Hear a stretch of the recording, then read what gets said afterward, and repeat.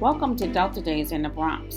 It's Thursday, June 3rd, and today we're going to discuss educational disparities with Dr. David C. Banks, the CEO of Eagle Academy, and Dr. Shango Blake, the CEO of BU, also known as the Hip Hop Principal. Sit back and take notes about what you can do as a parent, a teacher, or an advocate of a child who attends a public school.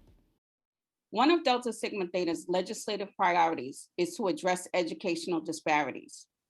We need to find ways to address separate and unequal education, fill resource gaps, and understand the impact that COVID-19 has had on our children. Today, I am joined by David Banks, the CEO and founder of Eagle Academy, and Dr. Shango Blake, a former principal, also known as the Hip Hop Principal, and now an educational consultant. I am also joined by my soror, Dr. Angela Green, a retired principal and a lifetime educator of children. We are excited to have this conversation with two powerhouses of education to discuss these disparities that seem to plague our children. With that being said, I would like to open our conversation about the impact of COVID-19 has had on our children. So my first question, and we can start with you, David, is how has COVID affected the education of our underserved communities? And what can parents do to rectify the educational gap? Well, first of all, let me just say this. I'm thrilled to be here. Teresa, thank you, and Angela for inviting me. Don't tell anybody this, right? But the Deltas are absolutely my favorite out of all the sororities. I tried to join the Deltas, but they told me it was only for the women. So my beloved is a Delta. So I figured if I couldn't join, I'm going to marry one. So that's my big plan.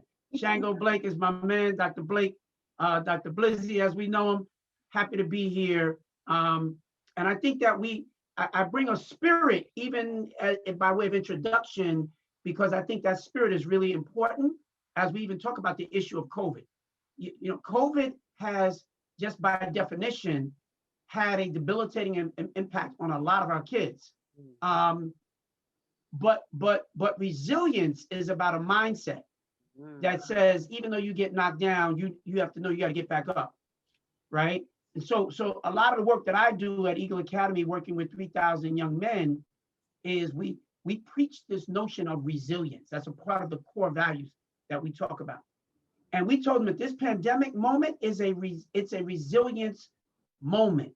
It's a moment when you get knocked down, because in life, it's not a matter of if you get knocked down. It's just a question of how often you get knocked down and what do you do in response to being knocked down. You are not to remain on the ground. That is not your destiny, right? And so COVID made that very real. Kids no longer being able to grow up naturally as kids, because part of that natural progression is to be around your friends, to be in school. I almost couldn't imagine a whole year without being around my friends.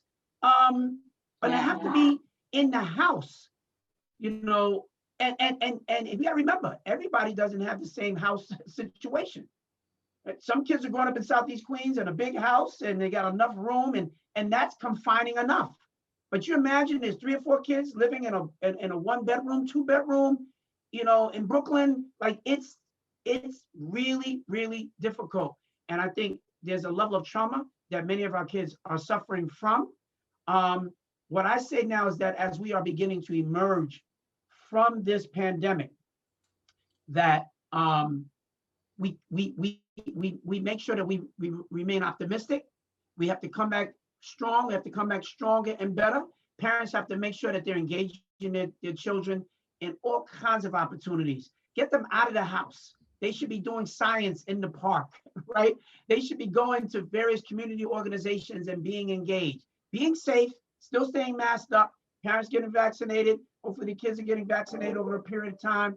But we just have to have the right mindset and not a woe is me and look how far behind I've fallen. Just Keep Your Head to the Sky, which is one of my favorite songs from Earth, Wind, and Fire, my all-time favorite group. But I'll leave with that. Shango?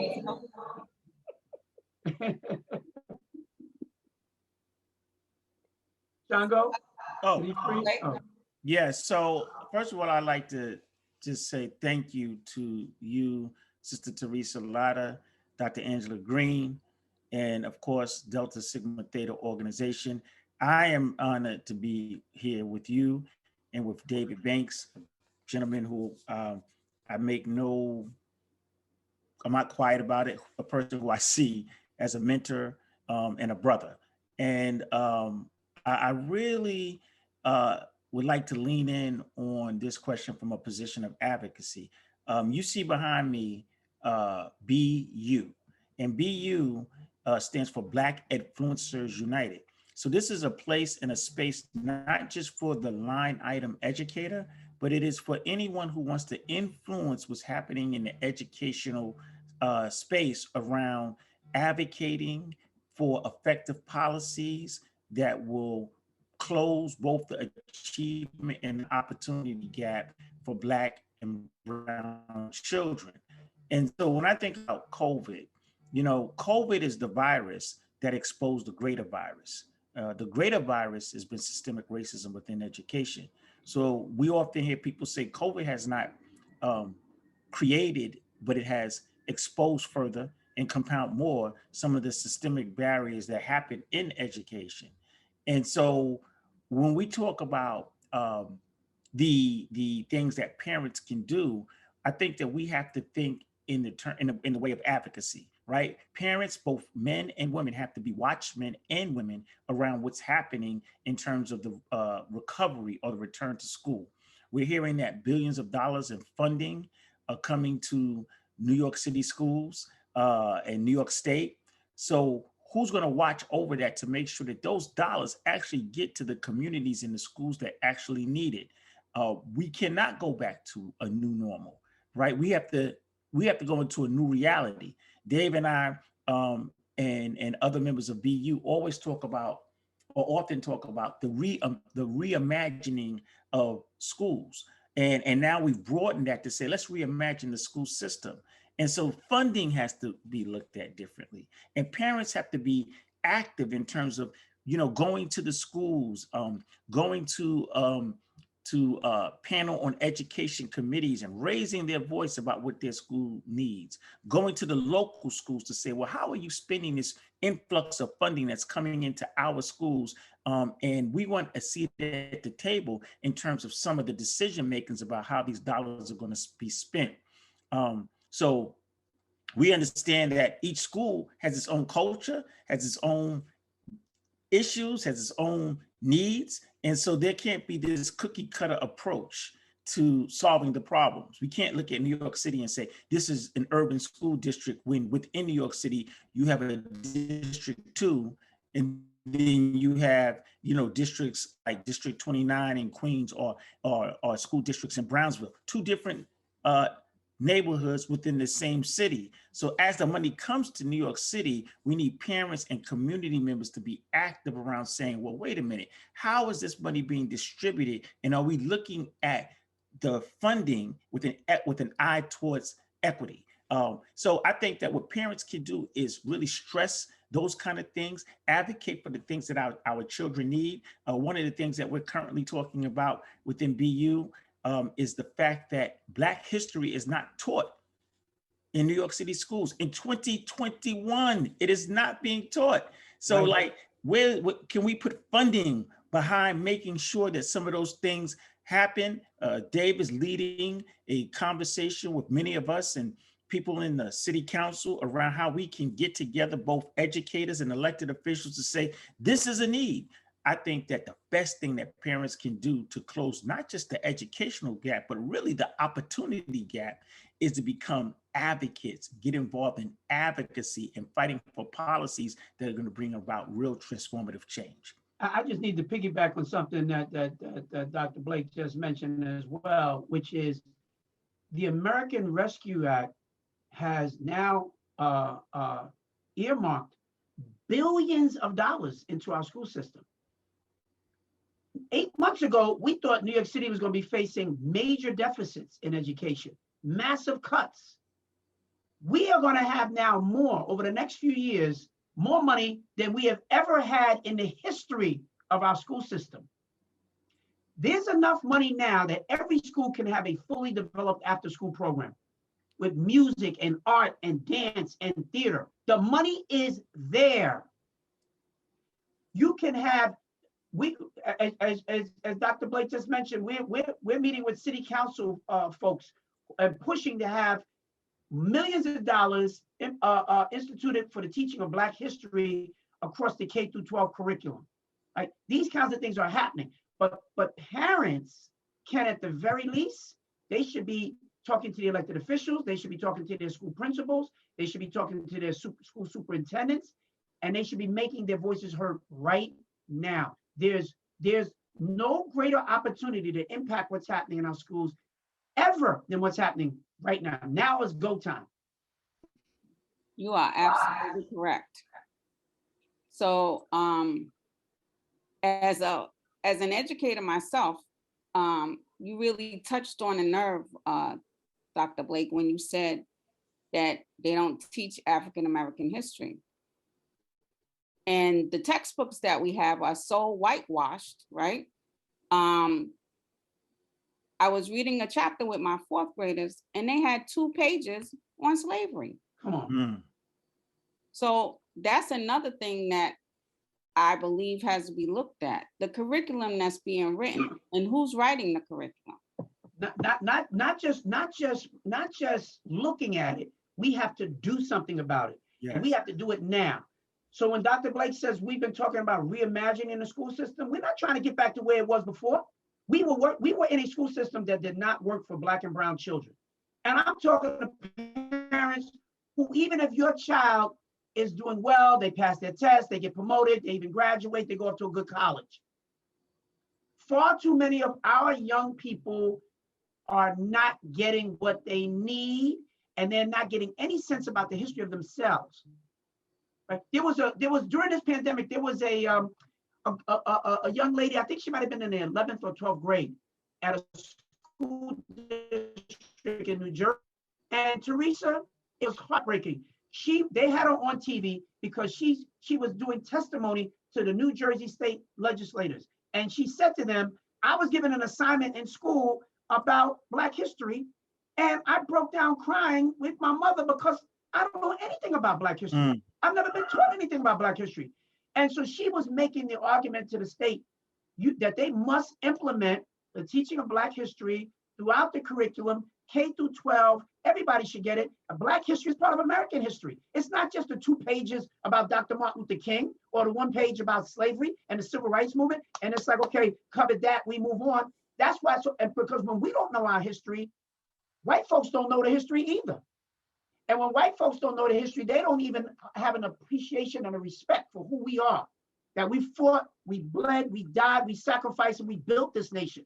America became an economic superpower on the backs of 400 years of free slave labor. That's why America became America. But the history of America is also a shameful history in its inhumanity to our people. And that's a reckoning that this nation has to deal with. Otherwise, America will never be what it was supposed to be until it deals with the reality of what institutional racism is and white supremacy. We have to make that happen, not just by conversations, but by the actions that we take to make it happen. And I just want to say, one of the actions that we can take is to organize in a collective manner. That's right. To bring about change, right? Like, so when we say what parents can do, plural, part of that is coming together as parents, getting involved in organizations that you believe in or fighting for social justice or systemic change. And so, if it's just one parent, right, or going to meetings and raising their voice, that's great. But you often are outnumbered by the system that does exactly what Dave just described, push back because they don't want to have that day of reckoning in terms of what they did and how they built the country off our backs. But when you bring parents together in a collective manner, whether it's advocating for more counselors, advocating for Black history, whatever the demand is, it is received differently when it is a collective group of organized people who have developed an agenda around change. That's right. Absolutely. So I'm gonna switch gears and turn it over to Dr. Green, who has some questions for you as Right, well. that was a great conversation. Thank you, gentlemen. You know, you talked about funding, and you know it's very important that funding get to the right place. And Dr. Blake, I know Dr. Blake personally, and I know what he has done in his school. And even though we say, you know, African American history hasn't been taught in schools, it's not taught well, how you use your funding to make things happen. Like in my school, I always made sure Black history took place. It didn't matter what was in the text. I had to, when I was a teacher and assistant principal, I made sure these things happened. I know you do the same, Teresa and Dr. Blake. I know what you've done. You can speak a little bit about how you transform your school. And Dr. Banks, I know you've done it too, because I know people who worked in your schools. So when we think about this, I want to ask the question, what would you suggest should happen to ensure that underperforming schools receive the support they need to be successful? How do you ensure that? I'll start with that one. I think that it starts with leadership, right, on the school level, right? And if we're talking about parents, it starts with getting involved on the school level and redefining your how you get involved, right? We know that traditionally the body that engages parents is the PTA.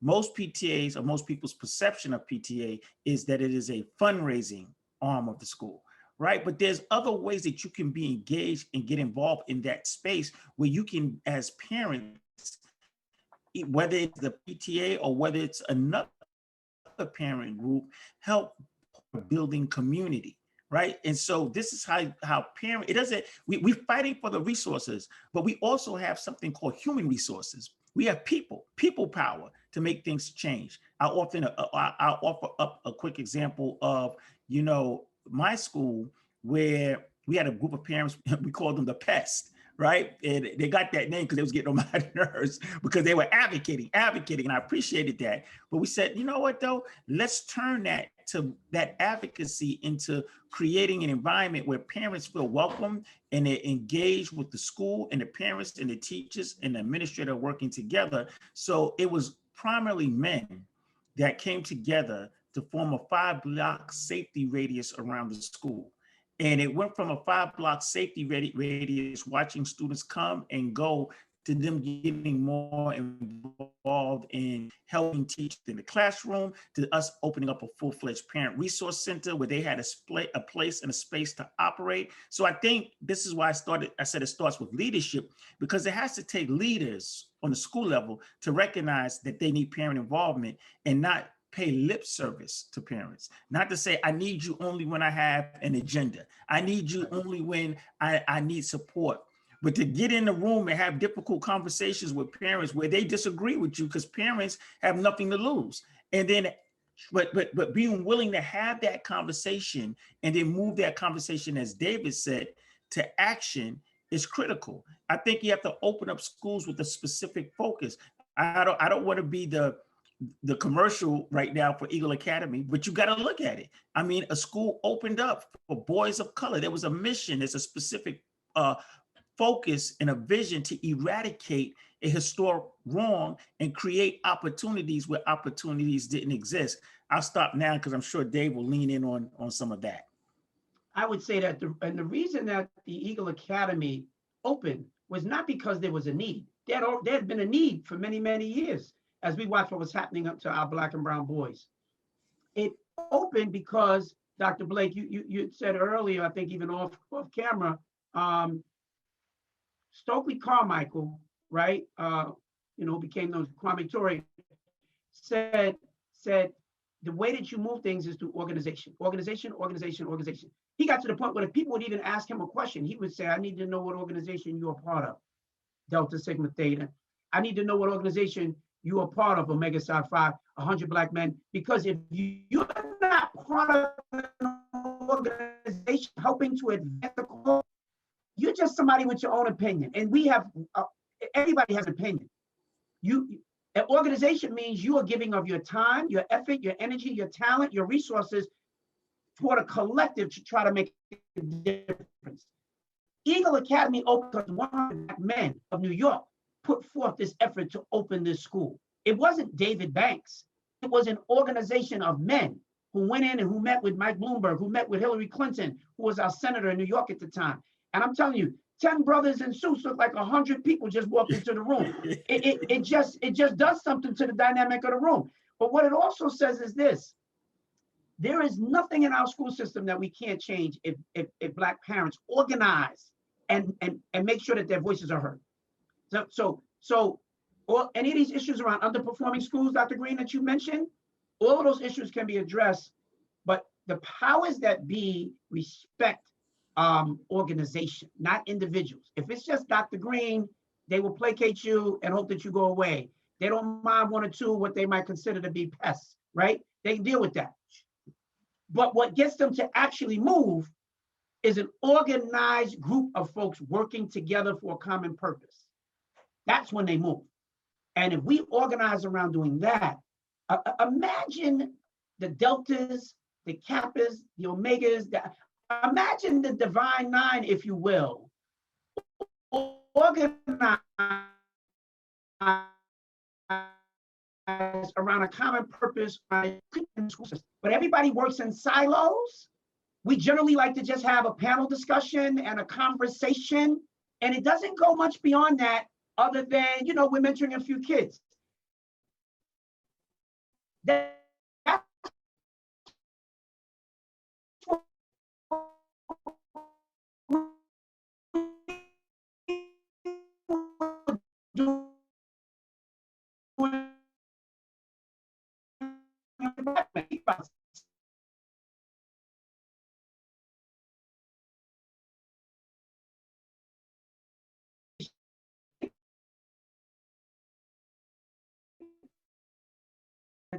To come together, that small group, to say we're going to lean in hard and we're going to make something happen. And then the rest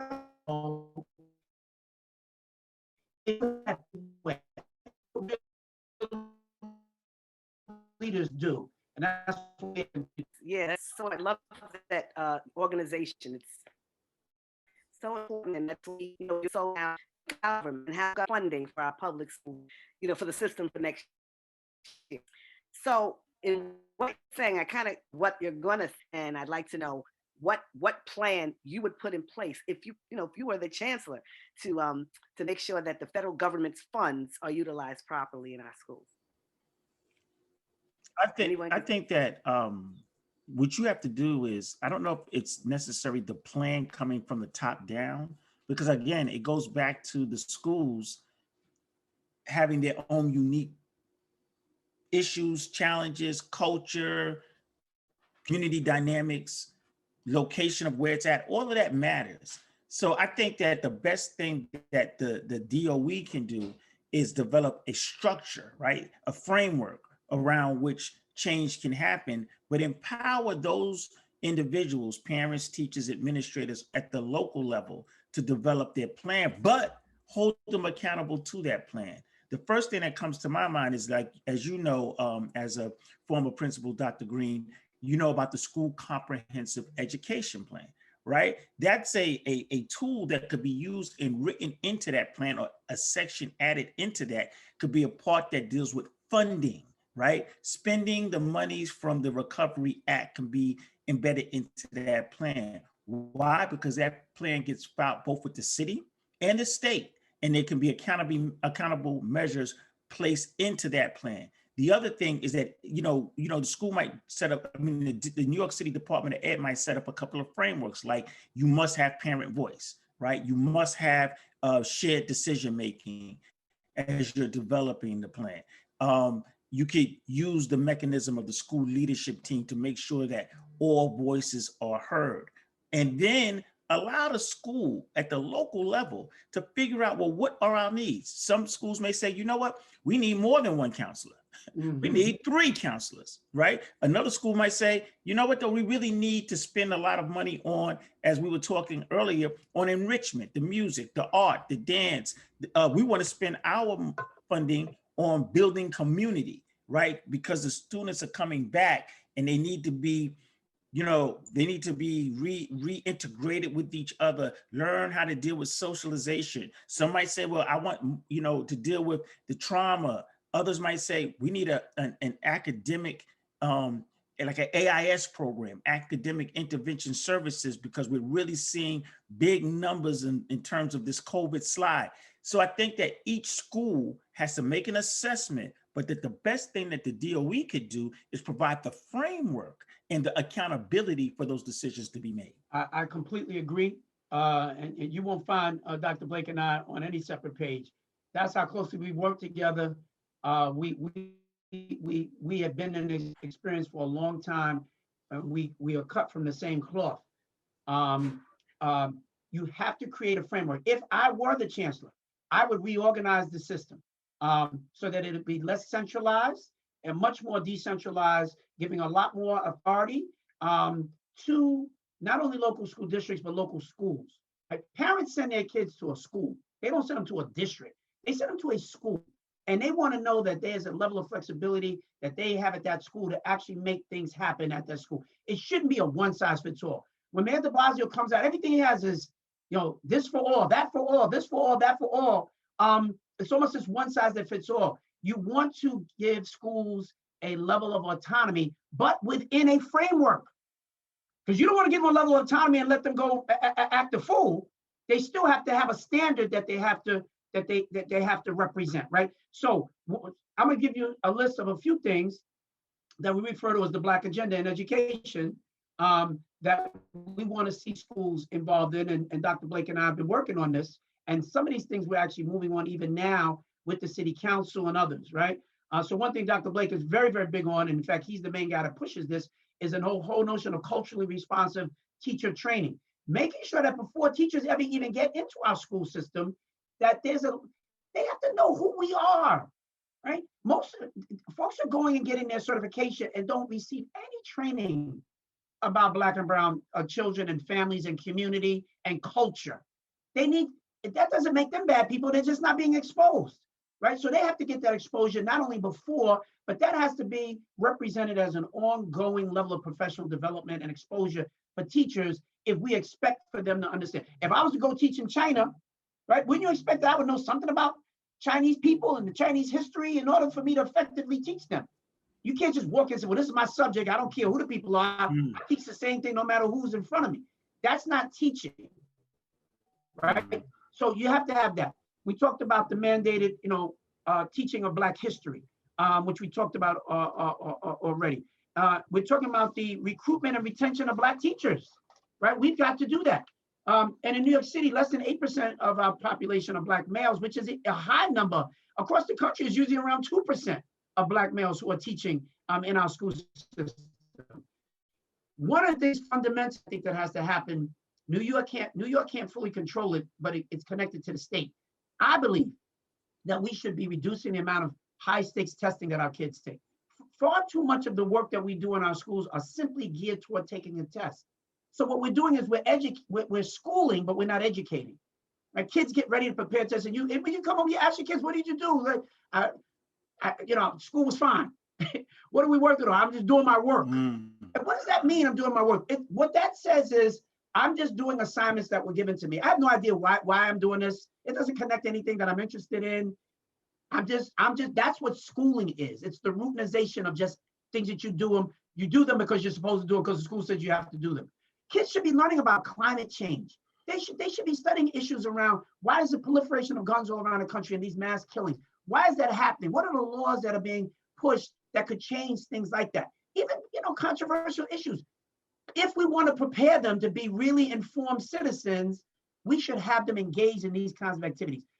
Every school with this new funding should have extended day programs. Every school. They have more than enough funding for every school to have a 3 o'clock to 8 o'clock after school, everything, right? We need to increase career exposure opportunities. That's where you bring the business community in. It's hard for somebody to dream of being an investment banker if they've never met one, right? How do you make these connections so they even know how to dream of possibilities? What does it mean to go work at SpaceX and write code that's going to Mars, right? Kids need exposure to that. They need the high quality curriculum where they do get advanced placement courses and physics and things that a lot of schools don't offer at all. The arts, music, theater, drama, spoken word, that is cultural for us particularly. It is for all people, but for African-centered people, you can't expect proper youth development and the kids don't take art, they have no music, they don't have phys ed. It's all just sit in a row, one period after another to get ready to take another exam. We have to require financial literacy. Why are we sending our kids to school in the first place? If they don't understand the economics of America, how to be an entrepreneur, how to save and invest money, and you get kids when we graduate, they come out of 12th grade and they don't even know how to even start a savings account. They have no idea what stocks and bonds are. And yet we had them for 12 years, 13 years in our school system. Give me a break. So these are just some of the things that we're talking about that the system can actually do and be engaged in transforming. So as to Dr. Blake's point, we are reimagining what we're doing. We're not going back to do what we were doing before, just with more money. If we do that, we will have missed the moment. Now we need to be organized to transform an entire educational experience for all of our young people and their families. That's excellent. Okay, so I have one more question, and most of you mostly spoke about it anyway, but I want to touch on it briefly, because it's no secret that parental engagement and involvement is essential, to our child's performance in schools, right? And however, many parents, in underserved communities especially, they may not know where to fit. Dr. Blake, you spoke on how you got your pass to get started, and I know that in my school it's like pulling teeth to get parents involved in the schools that I've been in, and they're underserved as well. And so what I want to know is, what are some strategies that you would use and resources that you would specifically use to ensure that we could get parents involved and get them to help their children? Because if parents don't know, their children are not going to know what to do to be successful at their highest educational goal, besides just the teachers telling them. So what would some of your strategies and resources be to get these parents, engaged specifically in low performing schools? We got to change the language, first of all. We have to stop using terms. I remember Dr. Adelaide Sanford said that she doesn't like these pejoratives like at risk and underserved, right? The way we think about parents will dictate how we engage them, right? And so I would replace underserved with underestimated, forgotten, ignored, because now you're speaking to a feeling that I have. Schools often say, we can't get parents to come out to the meetings. What are you talking about in the meeting? You got to be talking about something that is of interest to me.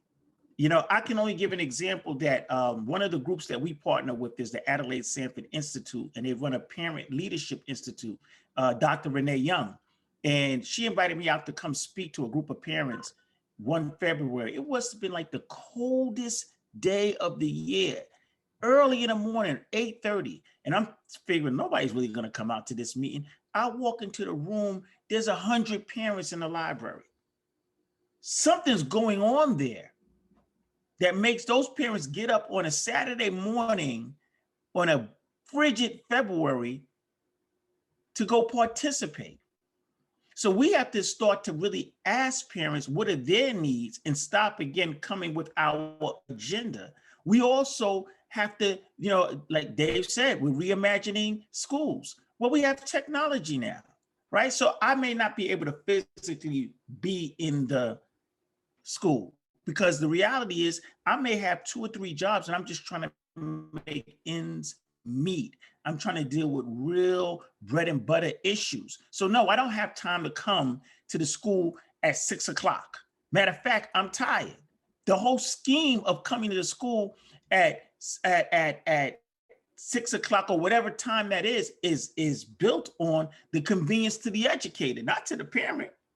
We could ask parents, what is the best time for us to engage you? So it's a matter of approaching it with respect, utilizing the technology that we now have to engage in a very different way. And also changing the language, which will change the way we think about how to engage parents. So, you're not underserved. That's a nice word. That's a politically correct word. Right. No, you have been underestimated. You have been forgotten, but we're here to re-engage. And something that Dave always talks about, he says, New York City Department of Education needs to look at what's working in the various schools and scale it up. So there are schools that are very effective in engaging parents. Who's going to tap into those schools and say, show us what you're doing so that we can adopt that as a best practice and scale it up through the system? We beat up on our parents so much through the narrative. That's why, language is really important. We have to stop looking at our parents through this deficit lens. Our entire school system needs a new marketing strategy, if you will, because the story is always written as though it's these poor, underperforming, what they don't have, and I will tell you, that's not been my experience as a principal. I was a principal of 2 different schools. Parents love their kids, love the school. You just have to give them something to love, right? So if you're Dr. Blake and he's greeting the kids and every day when they come into school, the parents see that and they're like, yes.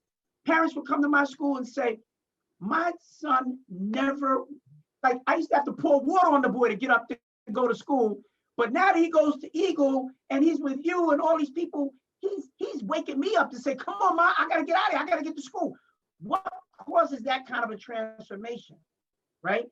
It's what are you feeding them? What are you giving them? What's the educational enrichment and nutrients that they're receiving? First of all, for the child, because if mom and dad see that my child is getting something wonderful and you can see it all in them, he's shining, there's nothing that they won't do. So what did we do? I'll give you 2 specific examples. One, we had at Eagle Academy, I didn't do this at my first school, but I had a hunch. All of our parent meetings happen on Saturday mornings. Standing room only. 6 o'clock Wednesday night is a meeting that works well for school personnel. School personnel says, we want parents to be involved. That's the slogan that they hang on the wall.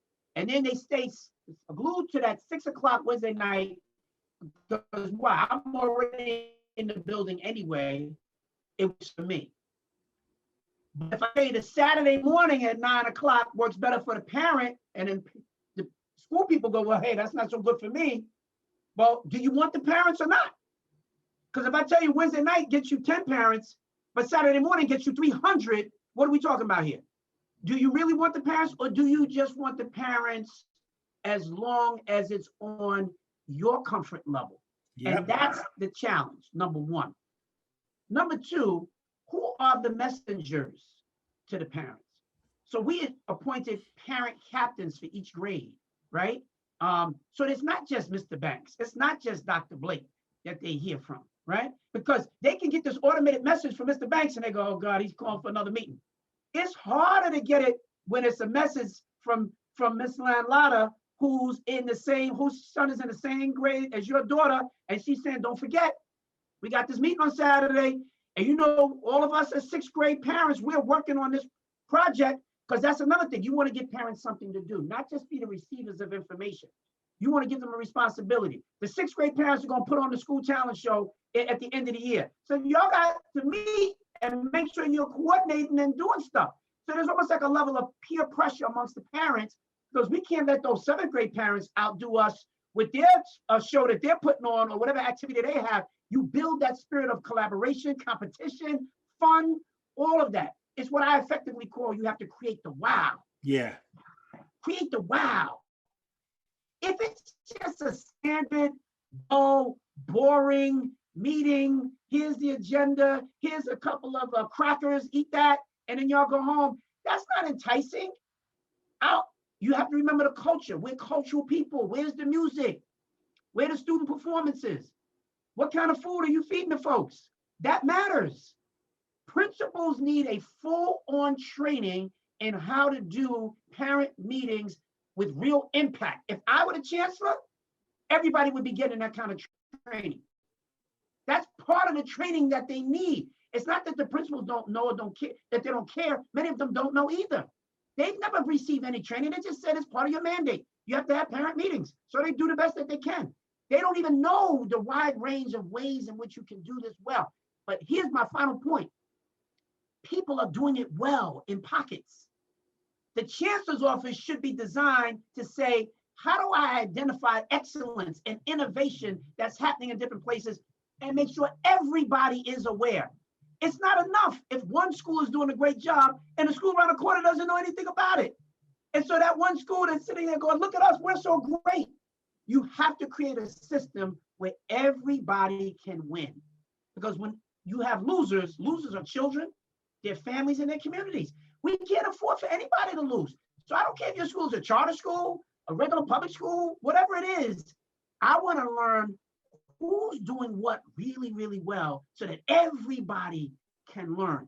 And with technology, you don't even have to go visit all these places. You can bring it to them. It can be right in their hand where they can be exposed to a whole new world so that everybody gets better. That's what this system ought to be about doing. And I just want to add one last thing to that, not just from a school level perspective. Don't be a know-it-all. That's right. It's okay to say, I don't know. I need your help. Well, how do you see this situation? Well, what should we be doing?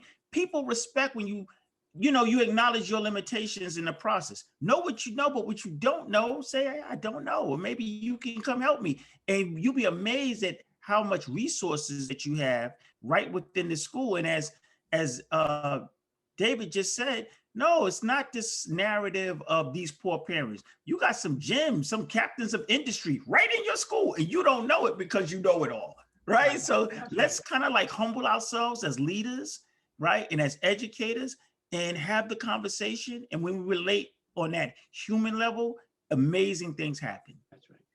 That is so true. I love that conversation, especially because, the resources we have are in the schools.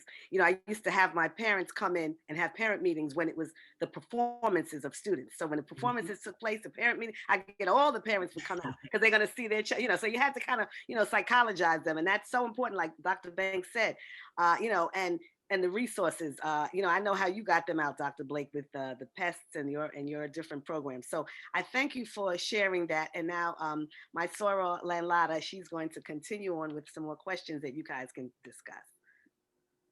So I only have one more question, and it's related to separate and unequal schools. So it's no secret that children in other zip codes, besides the outer boroughs, some students have to get a copy of a book when there's thousands of books laying around in another school. That's one of those performing schools. They have resources beyond compare. So our last chancellor promised to integrate the school system and make sure that every child, no matter where they live, was going to receive the same education.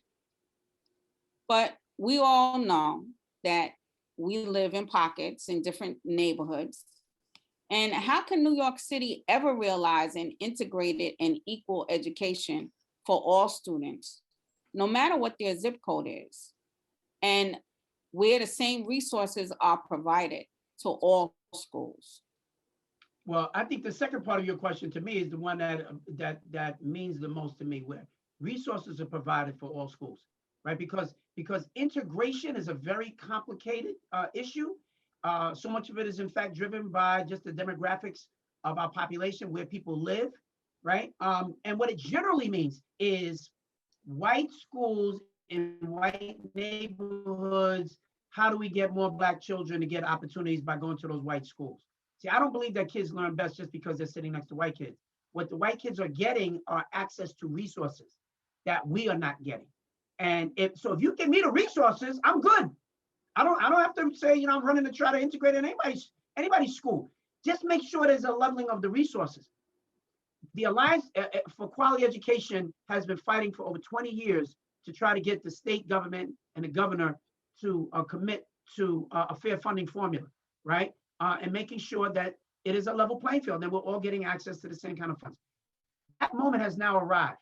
So there's a lot of issues around that. Now, schools that have wealthier parents, trust and believe, they're always going to have a little bit more, because if the majority of your parents have access to greater things outside of the school, they're going to do everything they can to try to bring that into the school. I don't actually knock people for doing that. I'm just saying, make sure we're not at a deficit.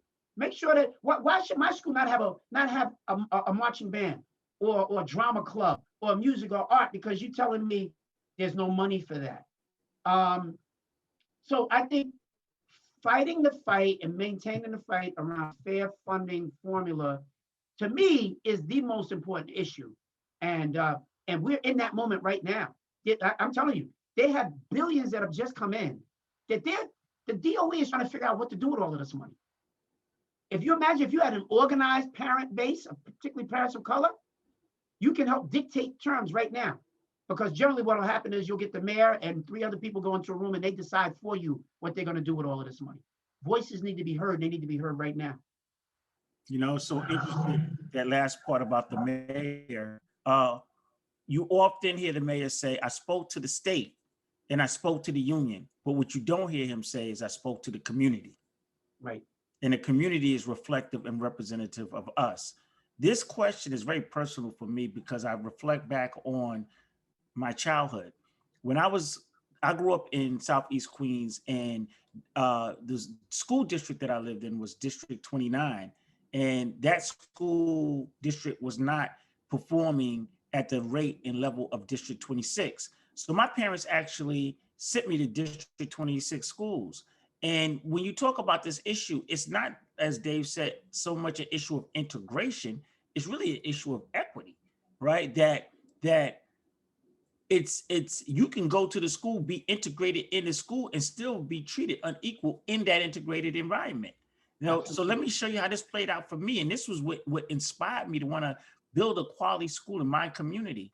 Was when I was growing up, I had to take 2, sometimes 3 buses to the other side of town, to like Bayside area of Queens. And so when school was out and the students who lived in, like, I'll use my junior high school, 67, we had to get on the bus. We had to get on what was called the special. And the special would take us to, about this kind of stuff, right, David? Would take you to I did the same thing. Yeah, Jamaica Avenue. But while we're on the bus, and left to our own devices, fights on Hillside Avenue, getting into trouble, those students that lived in the vicinity of the school were taking advantage of all the cultural activities, the arts, the sports.